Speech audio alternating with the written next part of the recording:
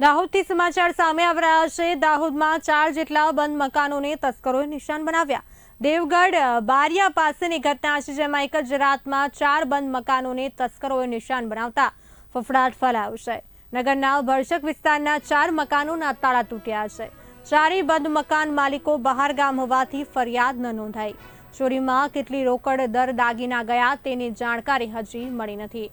ચોરીની ઘટનાથી સ્થાનિકોમાં ફફડાટ ફેલાયો છે। દાહોદથી સમાચાર 4 જેટલા બંધ મકાનોને તસ્કરોએ નિશાન બનાવ્યા। દેવગઢ બારિયા પાસેની આ ઘટના છે।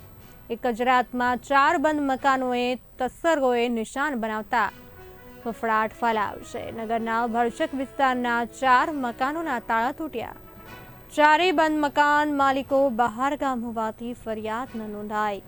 ચોરીમાં કેટલી રોકડ દાગીના ગયા તેની જાણકારી હજી મળી નથી।